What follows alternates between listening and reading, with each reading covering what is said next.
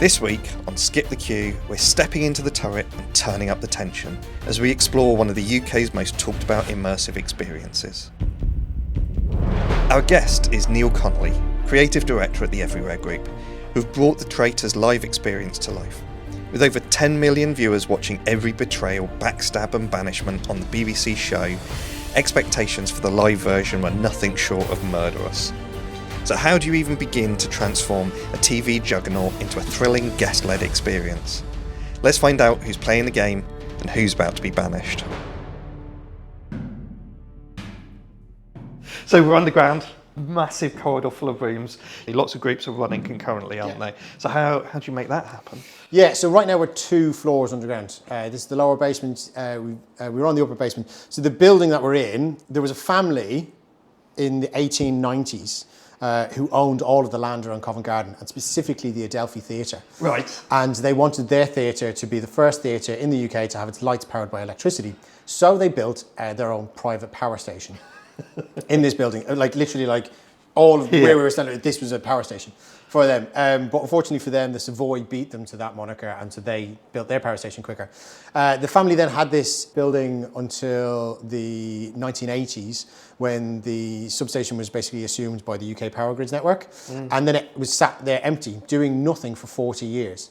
And so the landlord that is now, started redeveloping the building 10 years ago, added 2 floors onto the top of the building. So now what we're in is an 8-storey structure, and we've basically got the bottom 4 floors. Right. 2 of which are ground and mezzanine, which is our hospitality area. And the lower 2 floors, which are all in the basement, are our experience floors. What we're looking at right now is, if you look off down this way to the right, not you people on audio, but me here. Off this side is 5 of the round table rooms. There's another one behind me, and there's 2 more upstairs. And then I've got some Traitors towers off to the left, and I've got my show control system down there. Amazing. On the floor above me, we've got the lounges. So each lounge is connected to one of the round table rooms, because when you get murdered or banished, one of the biggest challenges that I faced was what happens to people when they get murdered or banished, because you get kicked out of the game. And it's not a lot of fun, is it? Therefore, for me, you also get kicked out of the round table room.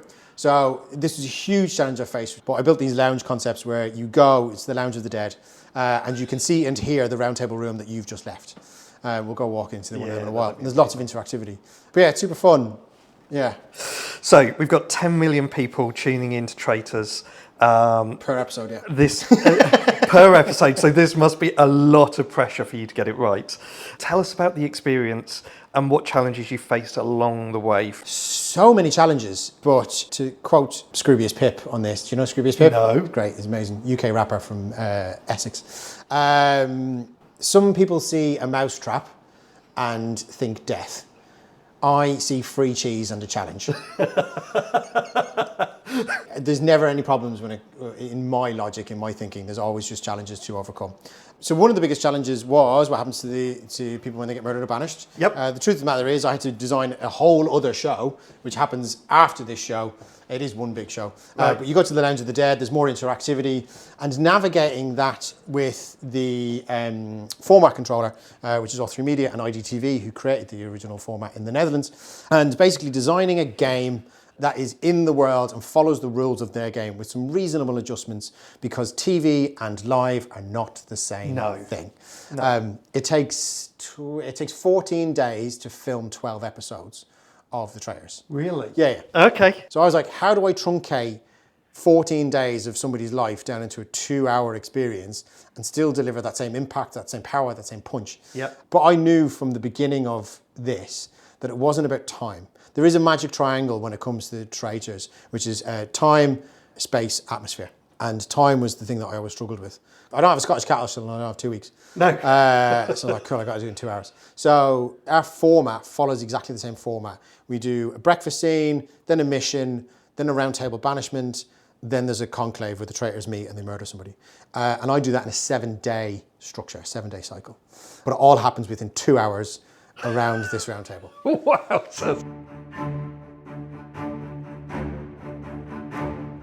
I'm the creative director for Immersive Everywhere. We're a vertically integrated structure in the sense that we take on our own venues. So we're now standing in Shorts Gardens in the middle of Covent Garden. Yep. So we've leased this building.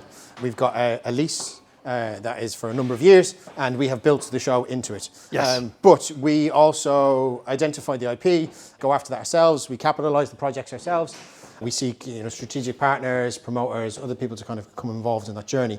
But because we're also the team that are licensing the product, we are also the producers, and I'm the creative director for that company. So I develop the creative in line with while also getting the deal done, which is incredibly unusual because other producers will be like, hey, I've identified this IP and I've got it. Now I'm going to approach a creative agency and I'm going to get them to develop the product. Yeah. And now I've done all of that, I'm going to find someone else to operationally put it on, or I'm going to find a venue to put it on in, and then I'm going to find my ticketing partner. Whereas we don't do that. Like, we've got our own ticketing platform and we've got our own database.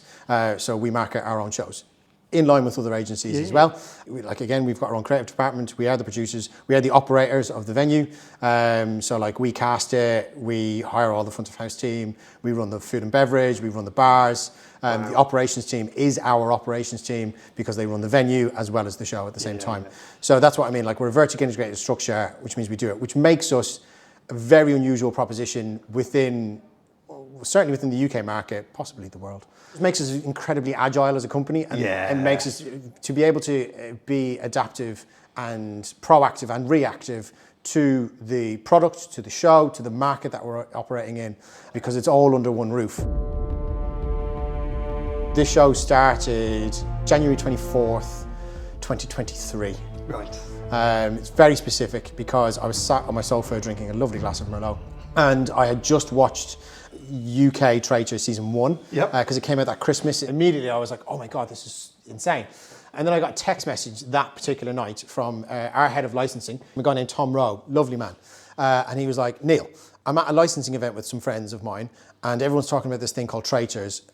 I've not watched it. Have you watched it? Sounds like it might be a good thing. And so I sat back and drank my Merlot. And about 5 minutes later, I texted him back and I was like, Tom, get us that license. And then I sent him a bunch of other details of how the show in my head would work, both from a commercial standpoint, but also from a creative standpoint, because I'm a commercially minded creative. Right. So I instantly took out my notebook and I started writing down exactly how I thought the show was going to do, the challenges that we would face, and being able to translate this into a live thing. But I literally started writing it that night. And then he watched the first episode on the train on the way home. And then he texted me the next morning and he was like, I love it. What do we need to do? And I was like, get us in the room. 2 days later, we were in the room with All3 Media, who own the format globally. Okay.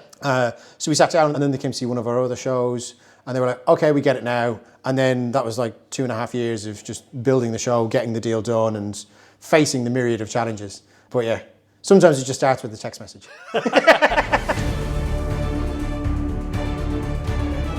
So they get to experience all the key parts of the TV program. All the key beats. Like right now, I'm holding one of the slates. Yep. They're not chalkboard slates. Again, this is a good challenge. So in the TV show, they've got a piece of slate and they write on it with a chalkboard pen. This seems so innocuous, and I can't believe I'm talking about this on a podcast. Slategate was like 6 months of my life. Not in its entirety, but it was a 6-month-long conversation about how we do the slates correctly, because we do 48 shows a day, 6 days a week. And those slates will crack, they will bash, and they're the kind of a bit health and safety standards. I was like, I can't have them. Also, they write on them with chalk pens, white ink chalk pens. But they're in the TV show, like, you only do it once a night. Yeah. And then and you got a team of... And then you have a producer and a runner just run, like, they just clean them very, very leisurely and they set them back for the next day. And I was like, no, I've got to do a whole bunch of roundtable banishments in 2 hours. So we talked a lot about material, about style, literal viewership, because if you take a seat at the table, if you're sitting at the table here, you'll notice that we've got a raised bit in the middle. If I turn mine around, the other person on the other side can't necessarily see. So I was like, oh, okay, cool. So we had to do a whole bunch of choreography. But also, the room's quite dark. Yes. At times, atmospheric. In that magic triangle, time, space, atmosphere. So anything that was darker, or even that black slate, you just couldn't read it. And then there was, and then I had to, this is the level of detail that we have to go into when we're designing this kind of stuff. I was like, yeah, but I can't clean off the slates with the white ink because everyone will have to have like a wet cloth chamois. Then I've just got loads of chamois around my venue that I just don't need. And so then we're like, oh, let's use real slates with real chalk. And I was like, no, because dust will get everywhere. I'll get chalk just all over my table. It'll just ruin everything. It'll ruin the technology that's inside the table because there's lots of hidden tricks inside of it. Is there really? Yeah. There's loads of hidden tricks inside the table. So after a while, going through many different permutations, I sat down with Christian Ellenis, who's my set designer and my art director, and the two of us were nearly in tears because we were like, we need, and this only happened like, I would say 2-3 weeks before we opened. Like we still hadn't solved how to do the slates, which is a big thing in the show. Like anybody who's seen the show and loves the show knows that like they want to come in, they want to write somebody's name on the slate, and they want to spell the name incorrectly. Yeah. Everyone does it on purpose. But I wanted to give people that opportunity. So then eventually we sat down and we were like, Christian, Neil. And the two of us in conversation went, why don't we just get a clear piece of Perspex, back it with a light coloured vinyl, and then Christian was like, ooh, and I'll make it nice and soft and put some felt on the back of it, which is what I'm holding. And then why don't we get a black pen? And we were like, yeah, like a whiteboard marker. And then we can just write on it. And then A, I can see it from the other side of the table. Thing 1 achieved. 2, every marker pen's got an eraser on the top of it. I don't know why everyone thinks this is important, but it is. That you can just rub out like that. And I'm like, there's no dirt, there's no mess. And I can reuse this multiple times, like dozens of times in the same show. And I know that sounds really weird, and but this that's is the level of design I was going to. just about to say, and that is just for the chalkboard. Yeah. Now you need to multiply that. How many decisions that you... Yeah. How many decisions in each game? But also remember that there are 8 round tables in this building. Each round table seats 14 people, and we do 6 sessions a day. So first one's at 10 a.m, then we do 12, 2, 4, 6, and 8 p.m. So we do 48 shows a day, 6 days a week. I love the concept that these are shows. This is not visitor attraction. This is theatre repeated multiple times a day for multiple audiences concurrently. And I've just spent 5 minutes describing a slate to you. Yeah. But like I haven't even gotten to like the sheer amount of technology that is in this show. And again, theatrical, like look above our heads. Yeah. You've got this ring light above you. Every seat has got a pin light. There's also microphones which are picking up all the audio in the room, which again is translating to the Lounge of the Dead. Every single one of the roundtable rooms has 4 CCTV cameras. Can you see that one in the corner? Yeah. Each one of them is 4K resolution. It's quite high spec, which is aimed at the opposite side of the table to give you the resolution in the TV in the other room. Then you've got these video contents. This is constantly displaying secret information through the course of the show to the traitors when they're in conclave, because everyone's in blindfolds and they take them off. They get secret instructions from that. There's also a live actor in the room. A live actor who is Claudia? They're not Claudia. They're not pastiches of Claudia. Okay. They are characters that we have created, and they are the host of the Traitors game. Right. They only exist inside this building. We never have them portrayed outside of this building in any way whatsoever. They're characters, but they live, they breathe the game of Traitors, the world of Traitors, and the building that we have designed and constructed here. And they facilitate the game for the people. Facilitate the game for the people. 1 actor to 14 people. There are no plants, even though everyone tries to tell me. Like members of the public will be convinced that they are the only person that's in that show and that everyone else is a plant. And I'm like, no, because that would be insane. The only actor in the room is the host.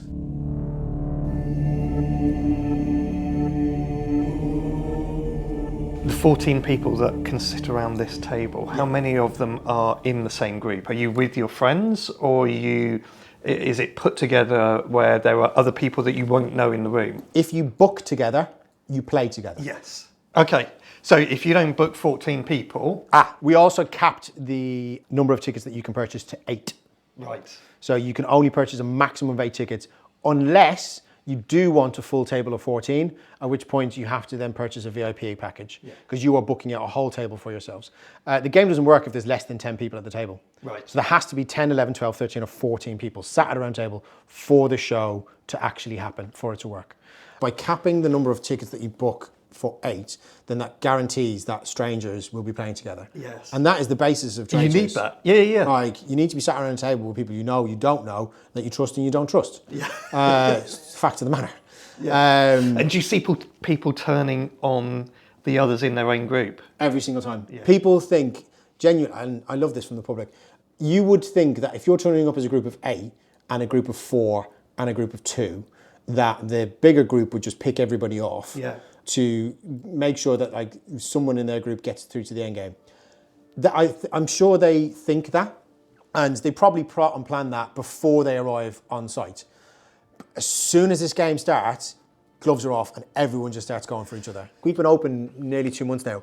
I have seen like children murder their mums, husbands murder their wives, wives murder their husbands. I've seen like 3 generations, like we get, because it's so intergenerational. Like our lowest, the lowest age that you can play this is 12. Right. And then it's upwards. I've seen 3 generations of family come in, and I've seen grandkids murder their own nan. Absolutely convinced that they're a traitor. Yeah, 100%. Or they banish them. Like, it's just mental. I've also seen nans who are traitors murder their grandkids. Like, and this is in a room full of strangers. They're just like, no, I'm not going to go for Barbara, who I met 2 hours ago in the bar. I'm going to go for my own grandson. It's mental.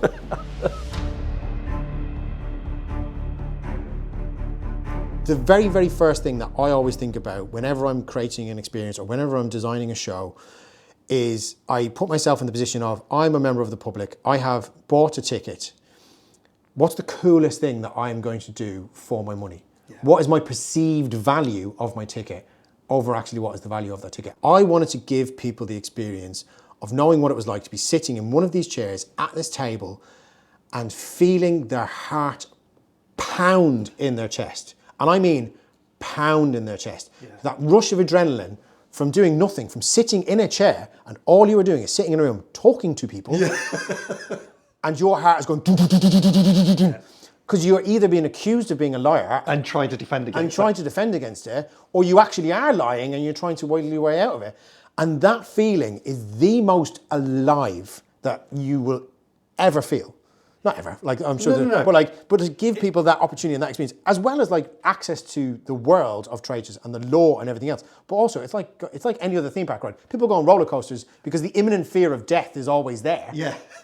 And you feel alive. You've got such a buzz of adrenaline. Whereas arguably we do exactly the same thing as roller coasters, but in a much more long outdrawn format and multiple times. Yeah. And people do feel alive. When people walk out of this show, you see them go upstairs to the bar and they are buzzing. Yeah.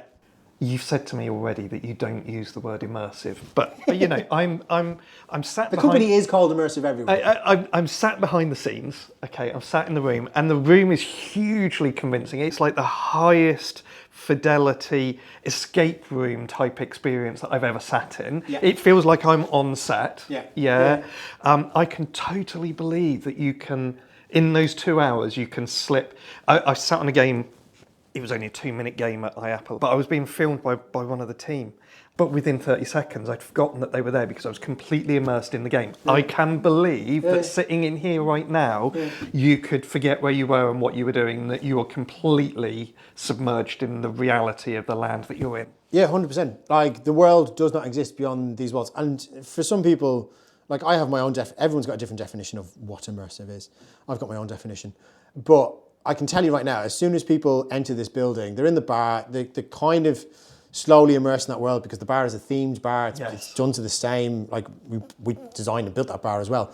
But as soon as they start descending that spiral staircase and coming into the gameplay floors, into the show floors, they just forget the rest of the world exists. Yeah. And especially when they sit down at this table, like, it doesn't matter. Like, I'm sat next to you here, but like, you could be sat at this table with your loved one, strangers, whatever. The gloves come off and just nothing exists apart from the game that you're about to go through.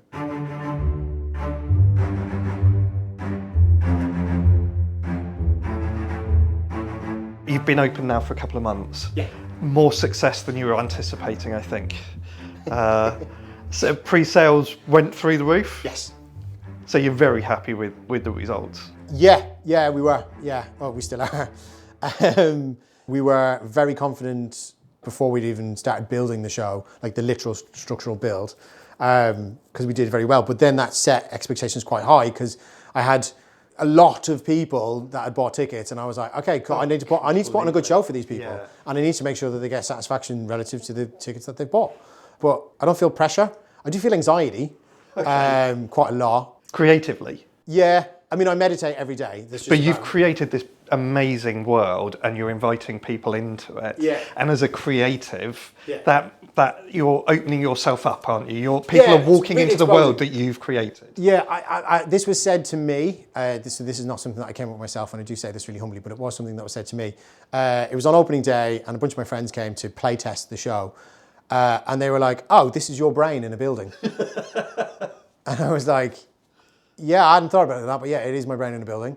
But also that's terrifying, I think, for everybody else, because I know what happens inside my brain and it's really quite chaotic.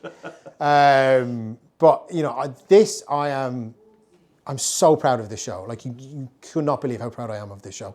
But also a huge part of my job is to find people that are smarter than me at the relative thing that they do, such as the rest of my creative team. They're all so much smarter than me. My job is vision, and to be able to communicate that vision clearly and effectively so that they go, I understand, Neil. The amount of times that people on the creative team turn around to me and go, Neil, that's a completely mental idea. If people are saying to me, no one's ever done that before, or that's not the way things are done, or we can do that, but we're going to have to probably invent a whole new thing. If people are saying those things to me, I know I'm doing my job correctly. Yeah. And I'm not doing that to challenge myself, but everything that I approach in terms of how I build shows is not about format, it's not about blueprints, it's not like, hey, I've done this before, so I'm just going to do this again, because I know that's a really neat trick. I go back to, I made the show because I wanted people's heart to pound in their chest while they're sitting in a chair and make them feel alive. Is that the vision that you had in your head? Right, so you're articulating that really, really clearly. Yeah. Is that the vision that you sold to everybody on, not maybe day one, but within a couple of days of talking about this? It was day one. It was day one. Everyone went, that's a completely mental idea. But, you know, it's my job to try and communicate that as effectively and clearly as I can. But again, I am just one man. My job is vision. And, you know, there's lighting design, sound design, art direction, there's game logic. We haven't even got to the technology of how this show works yet, or how this room works. Actually, I wandered on the corner. Yeah, let's do that. But like, there's other lots of hidden tricks. Like this is one of the games, one of the missions. In the world and the lore of the show, the round table is sacrosanct. Yes. Traitors is the game. The game is in other people. I can do so many missions, and there's loads of missions, and they're really fun in this show. But the game is in other people. It's in the people sat on the other side of the room. But also, I wanted to do a thing where people could interact directly with the set. And so I designed one of the missions to be in the round table itself. Right. So there's a course of these moon dials, which you basically have to align through the course of it. And there are sensors built into the table so that they know when they're in the correct position. How you find out the correct position is by solving a very, very simple puzzle and then communicating effectively to a bunch of strangers that you just met. And the sensors basically read it all, and when that all gets into position, the lights react, the sound reacts, the video content reacts, the whole room reacts to you. So I wanted to give people something tangible that they can touch, and they make the room react to them. Yes, I've got a background in escape rooms as well. Right. So I've done a lot of that kind of stuff as well. So I wanted people to feel and touch. Same with there's more tangible props over here. Yep. That is a model box of the room that we are stood in. Yeah. Also, there's an exact replica of it on the other side of it. Okay. There are very subtle differences between it, and that informs one of the missions. So that is 2 model boxes in this roundtable room.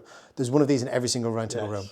So there's 16 model boxes of this show that you're stood in on the set. And again, theatre, it's a show. Yeah. But it's one of the missions, because I wanted people to kind of go, oh, there's a live actor in front of me, I'm having fun. This is all, oh, look at all these lights and all the sound. Oh, there's a model box over here, that's in theatre land and blah, blah. But that is also a really expensive joke. It's a really expensive joke. And there's other, lots of hidden tricks. Let's go look at backstage. Yeah, absolutely. I say backstage, how we refer to it, or how I use I and we very interchangeably. Yes. Right now you're on the set, you're on the stage. Yes. We're just wandering around a long corridor. There are roundtable rooms off to either side. But there's a green room upstairs where the actors get changed, where the front of house team are, where the bar team all are. But as soon as they go out onto the show floor, they are on stage. They're on stage, yeah, completely. We'll very quickly have a look at the gallery. Yeah, show control. Hi, Robbo. Do you mind if I stand in your room? For the purposes of the audio, I'm talking to the technical manager, Thomas Robson. We're recording a podcast, Robbo. Oh, yeah, okay, understood. My mind is absolutely blown. So you've got every single room up on screen. Yeah, so that's great. There's 164 cameras. I'll have to count. Something like that. But every roundtable room has 4 cameras in it. Each camera is 4K resolution. So we've got cameras on all of them. We've got audio into those rooms. That's 2-way, so that if show control needs to talk directly to them, they just press a button here and they can talk directly to the room itself. Mainly just stop misbehaving, we're watching you. We've then got cameras into all of the lounges, all of the show spaces, all of front of house, all of the bar areas, the mezzanine and back of house. And then you've got QLab running across all of the different shows. We've got backups on all of these screens. So if one of the computers goes down, we can very quickly swap it in for a backup that's already running. Right. We've got show control, there's a company called Clockwork Dog, they're an amazing company. What COGS, their show control system, is doing is pulling in all of the QLab from sound, all of the QLab from lighting, and also we built our own app to be able to run the show. So there's a whole logic and decision tree based on the decisions that the public do through the course of the game. So yes, there is a beginning, a middle, and an end in terms of our narrative beats and the narrative story of the show that we're telling people, but also that narrative can go in hundreds of different directions depending on the actions and the gameplay that the people do during the course of the show. So you haven't just learned one show, you have to learn a world, and you have to learn a whole game. Like there's the server stacks, which we had to build. We had to network and cable the entire building. So we have built an entire new attraction, which didn't exist before. And also we're pulling in information from the front of house system, which is also going into the show itself, because again, you put your name into the iPad when you arrive on site, and then you tick a box very crucially to say, do you want to be selected as a traitor, yes or no? Because in the game, it's a fundamental rule. If you say no, you cannot be selected as a traitor by the host during traitor selection. That doesn't mean you can't be recruited by the traitors later on in the game. So you could come and do this multiple times 100%. and not experience the same story. Correct. Because there are so many different pathways that you could go down. But also, as the game is in other people. Yes. The show is sat on the opposite side of the table to you because, like, Bob and Sandra don't know each other. They'll never see each other ever again.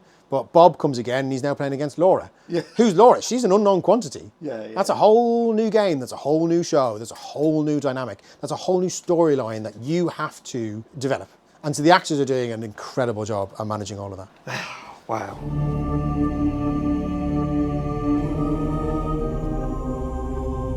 Thanks, Robbo. Thank you. So you've worked with some really impressive leading IP, Traitors, Peppa Pig, Doctor Who, Great Gatsby. What challenges do you face taking things from screen to the live experience?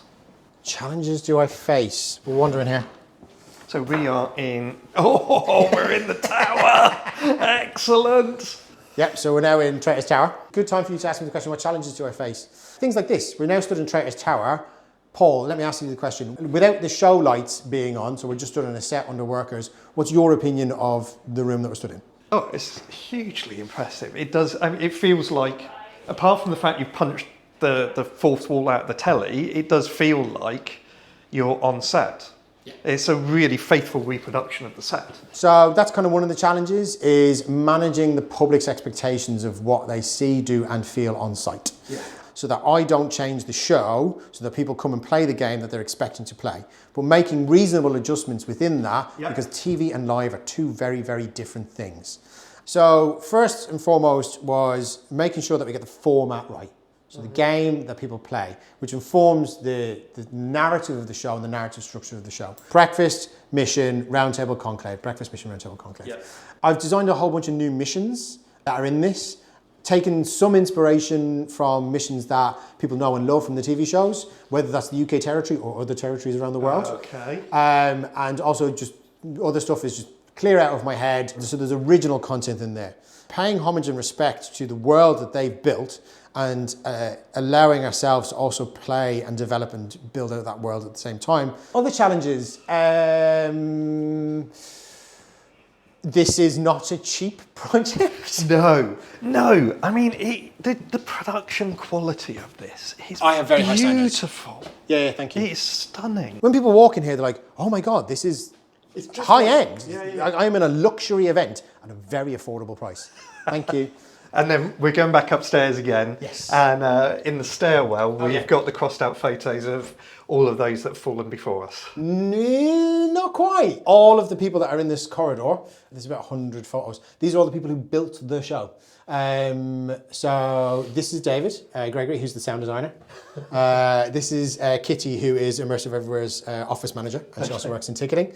That is Tallulah and Alba, who work in the art department. Elliot, who's our lighting designer. So all of these people are the people who brought the show to life. Amazing. And we wanted to pay homage to them because some of them gave years of their lives to building the show, from like literally the inception that I had in 2023 through to now, and others are the people who literally spent months of their life underground in these basements hand building this set. And so we wanted to pay homage to them, so we got all of their photos, we did the iconic red cross through it, and we stuck them all up in the corridor. Amazing. Just because we thought it'd be a nice thing to do.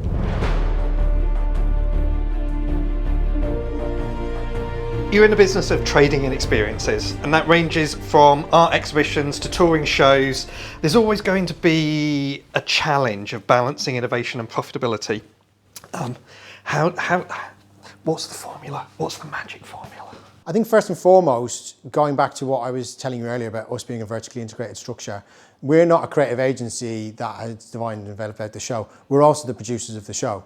And to make my point again, I'm a commercially minded creative. Yeah. So I actually sit down with the producers and go, okay, cool. There are 112 seats in the show. Yep. Therefore, how many shows do we need to do per day?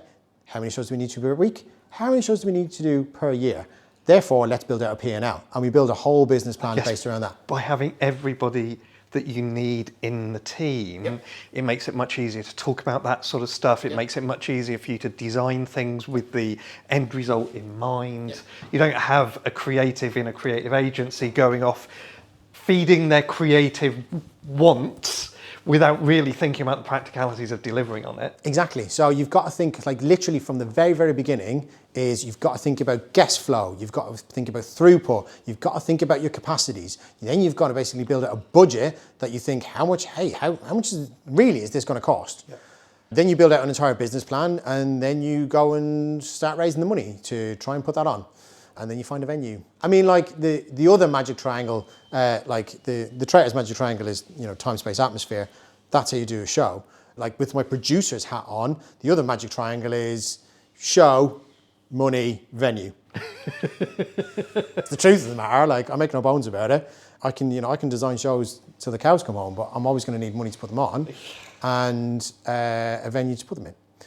Also, I want to stress this really important. I use the words I and we very interchangeably. It's a team effort. You can see that in that corridor. I am not a one-man band. Like I am the creative director of a company. I am a cog that is in that machine, and everybody is doing, like we are, as a team, I cannot stress this enough, like some of the best in the business at doing what we do. And everyone is so wildly talented. And that's just us on the producing side. That's Immersive Everywhere Limited. Like then I've got a whole other creative team, then we've got operations, then we've got, it's just mad. It's just mad, isn't it? This is a job. Who would have thought when you were at school this was an opportunity? Not my principal or my maths teacher. So sorry, just to balance the kind of economies of scale. That was the question?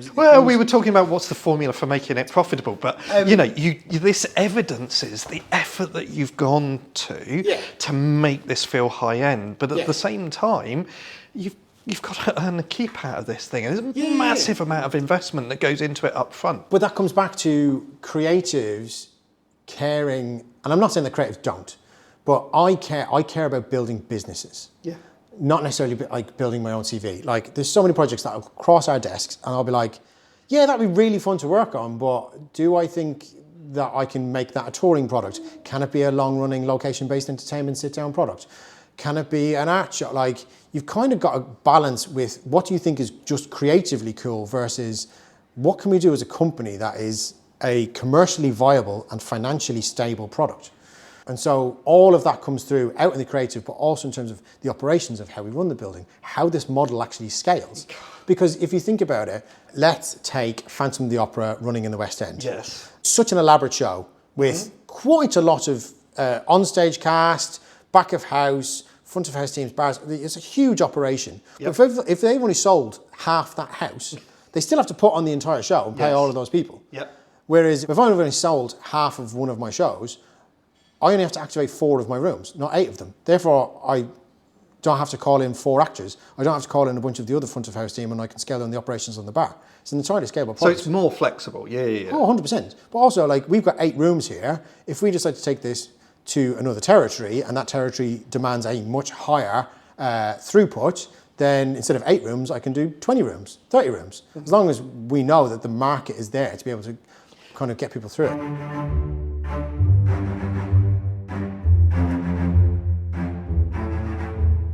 I love this show and I'm so proud of it. But the main reason why I'm proud of it is when the show finishes, let's go into one of the lounges. Have you been into one of the lounges? I've had a nose around a lounge. They're all different shapes and sizes. We won't go into that one. We'll go into this one down here. That one. Okay. It's always such a buzz when you're stood in the bar and the shows kick out and you see tables and tables of 14 people going up into the bar area. And before they've even gotten a drink, they will run straight over to their friends, families, strangers, whoever they were playing with in that table of 14, and instantly be like, right, I need to know everything that was going on inside your head, your heart and your soul over the last 2 hours of my life, because this was my experience. And they'll just go, and they'll be like, and this is what I was thinking, and then I thought it was you because you did this and you touched your nose in a weird way, and then I thought you were sending secret signals, and then everyone's like, no, that's not what I was doing, I was just trying to be a normal person. And they were like, well, why did you say that thing? It sounded super weird. And they're like, that's just what I do. And it's just totally mental. And then they all get a drink from the bar. And we call that the bar tab chat. It's another revenue stream. So I do talk about this like it's a show. And it is a show. Like you've walked around. Do you think it's a show? Completely. I talk to established houses all the time, like the big theatres of the land, organisations that are national portfolio organisations who receive a lot of Arts Council funding. The thing that they want to talk to us about all the time is new audiences. Yes. They're like, how do I get new audiences through my door? What can I do? And I'm like, well, firstly, make a show that people want to go and see. Yes. Again, they're like, but I've got this amazing writer and he's a really big name and everyone's going to come because it's that name. And I'm like, yeah, that's wicked, that's cool. And they can all go pay reverence to that person and that's really wonderful. Whereas when you look at the attractions landscape or the immersive theatre landscape or like anything like Squid Game or the Elvis Evolution or War of the Worlds, which is also laid reality, or any of that kind of stuff across the landscape, it is nothing but new audiences. Yeah. It is nothing but an actual ticket buying audiences. And they come from all different walks of life. And what I love is that they do come in to this experience and we hit them with this like secret theatre. And they're like, oh my God, this is amazing. And often it's a gateway to them being like, oh, I didn't realise that. Maybe I'll go see a West End show or maybe I will go to the National Theatre and see something. Yeah. Because that's the level of artistry. Because those organisations, I love them and I've worked in a few of them. But those buildings can be quite austere, even though they're open and porous, but it's still very difficult to walk through that threshold and feel a part of it. Whereas coming into an event like this, can feel like a thing that they do. Because like it's the same demographic, like theme park junkies. People who love going to theme parks love going to stuff like this because it's an experience. It's an otherness. It's an other nature kind of thing. Because modern audiences want to play and do, not sit and watch. So yeah, but like we all exist in the kind of same ecosystem. Like I'm not taking on the National Theatre. Gosh, no. No, I always talk about I think the reason why so many attractions work together in the collaborative way that they do is they recognise that they're not competing with each other. They're competing with sitting on your backside and watching Netflix. Yeah. Our job for all of us is to drag people away from their screens and drag people off of their sofas to do something. Yeah. And then that's the biggest challenge that we all face. I think then that kind of answers the question that you asked me earlier, which I didn't answer, and I'm very sorry, is about identifying different pieces of IP. Like, yes, our company exists very much in the world of licensing IP. And how do we identify that kind of IP to be able to translate? Not just how do we do it, but like actually how do we identify the right thing that's going to... how do you spot the winner? Yeah, exactly, yeah. And that is one of the biggest challenges, to your point of, we're talking directly to people who consume arts, culture and media and technology in a slightly more passive way, whether that's just at home and watching Netflix, and then bringing that to life in a very, very different way. If you have a very clear marketing campaign that tells people what it is that they're buying and what they're expected to see or do on their particular night out, because that's what modern people really care about, what they do with their money. Yeah. And they want to have a good night out. And I'm in the business of giving people a good night out. We also happen to be murdering a lot of people in the course of the show. Well, still a good night out. There's a cost. Still a good night out. But I'm in a place where the dead sit. So yeah, exactly. Lounge of the Dead. And like, this is a really cool space. It's just beautiful. We've got the telephone really works. There's lots of information that comes through that. The radio works, that does different things. The TV screen on the wall, that has the actual live feed into the roundtable room that you've just left. And there's other little puzzles and hints and tricks in this room, which means that after you've been murdered or banished and you come to the Lounge of the Dead, you're still engaged with the game to a degree. You just don't directly influence the outcome of the game, but you're still involved in it. It's super fun. That's Oh, and you can have a drink in here. oh, I don't let people drink in the round table. Even more important. Yeah.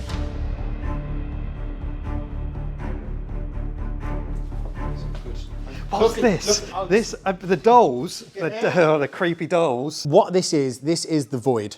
Creatively speaking, this is where all the gold goes when people win or lose it. And the creepy dolls are from the TV show. Are they the real ones from the show? So Studio Lambert, who make the TV show, gave us a whole bunch of props from the TV show for us to put on display here. So you've got the creepy dolls from season 3 there. If we go upstairs, over here is the deathmatch painting, which is from yes, I remember season 3, and they get the quill, and they write the names. And got the quill upstairs.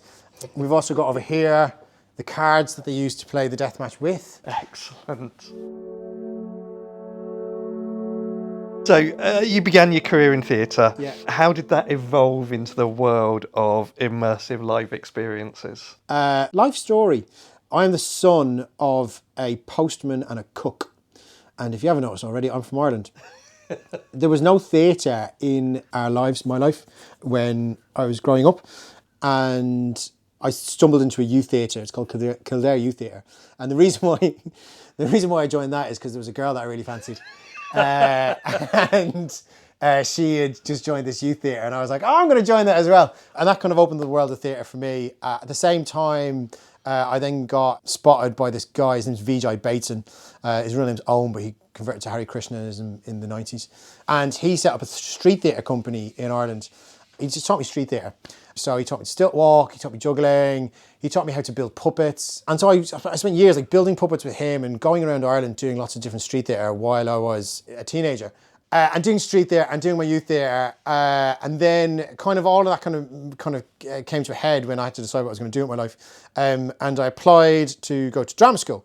And I applied to 2 drama schools. One was RADA, didn't get in, didn't even get an audition. And the other one was Rose Bruford, and they took me. And the reason why they took me, and I probably wasn't even that good, but on the day that I was auditioning to get into Rose Bruford was the same day as my maths exam for my final exams at school. You call them your A-levels, we call them the leaving certificate. Okay. And while all of my friends were back in Ireland doing their maths exam, I was in an audition room pretending to be a tree or the colour black. Who knows? And they kind of went, well, if I fail my maths exam, I don't get into university in Ireland. Like, it's just a blanket thing. And so I was like, I literally sat across the panel and I was like, eggs, basket. And they were like, cool. So they let me in based off of that. So I got a classical training. Then what happened is I came out of university. I was living with 2 of my friends, Natalie and Joe, and we had our own little production company called the Lab Collective. And we just started making shows in weird ways. We joined a company called Theatre Delicatessen. Let's get away from this. Yeah. So Theatre Deli was a company set up to take over disused spaces in London and convert them into art spaces. Basically legalised squatting. It's the same as like a guardianship, right. But we weren't living in the buildings. We were just putting on shows, and we put on art shows, we put on theatre shows. We did Shakespeare for a while. We wrote our own work, and we just did lots of really, really cool stuff. And I worked in music festivals, classically trained actor, so I was trying to do shows. I did a lot of devising. I also joined an improvisation group.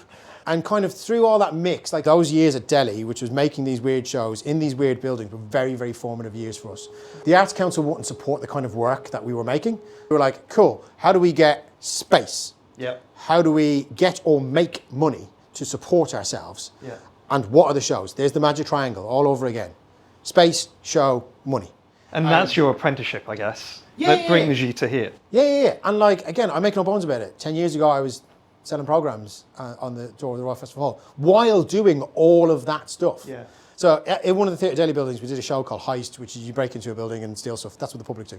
And a bunch of us did that. I mean, it's so much fun kind of doing it. And off the back of that, somebody else basically tried to chase down the Crystal Maze. And then they went away, and then they called me up and they were like, hey, I've got the rights. Do you want to make the Crystal Maze? And I was like, yeah, sounds like fun. So I got involved with that, did that for a while. And then from there, this is the end of a very long story. I'm so apologetic. Yeah, from there, all of those different things that I've done through the course of my life in terms of operations, designing experiences, being a creative, understanding business, building a P&L, building a budget, talking to investors, trying to convince them to give you money. All of that stuff kind of basically came together. And over the last few years, like the wildest ride is that pre-2020, we were just a bunch of people doing a bunch of weird things, making weird shows and weird attractions in kind of different ways. And then that year happened, and I don't know what happened, but literally every single major studio, film, TV production, like game designer, licensor in the world, suddenly just went, brand extensions, world extensions, blah, blah, blah, and they all just started calling us.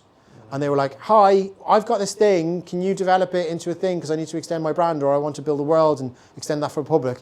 And we were like, yeah, okay, cool. And we were just lucky, serendipitously, to be in the right place at the right time, to be those people that people can approach. And we're very approachable. As you can tell, I talk a lot. And, so the last 5 years has just been a mad ride. So look, Neil, it's been amazing. I have had the most fun. Last question for you. Yeah. What's next? Are you putting your feet up now because you finished this? Nope. Or on to the next? Very much on to the next thing. So we're already in production with our new show, which is called Peppa Pig Surprise Party. Wow. And that is opening at the Metro Centre in Gateshead next year. Oh, how exciting is that? It's very exciting. So quite a different demographic. Target demographic for Peppa Pig is 2 to 5 year olds. It's been a really fun show to design and create. To go back to a question that you asked me very early on, there is no blueprint, there is no format. I have embraced the chaos tattooed on my arm. And always when I approach things, any new show or any new creative, I am thinking of it from a ticket buying perspective of, I have paid my money, what is the coolest thing that I can possibly do with that money? And so therefore, I'm now looking at families being like, what's the coolest thing that they can do for that ticket price in the world of Peppa Pig? Let's come back at it in the new year. Once you've opened Peppa Pig, yeah. Let's go Gateshead and see that. That yes, sounds please. Pretty awesome yes, to please. me. I reckon there's a whole new episode of designing worlds for 2 to 5 year olds that we could fill an hour on. Oh yeah, 100%. Oh, it's a totally different beast. It's a totally, and super fun to design. Oh mate, Neil, it has been so wonderful having a wander around the inside of your crazy mind. If you've enjoyed today's episode, please like it and leave a comment in your podcast app. It really does make it so much easier for other people to find us. This episode was written by Emily Belrose from Plaster, edited by Steve Folland, and produced by Sammy Entwistle from Plaster and Wenelin Dianaldo. Thanks very much. See you next week.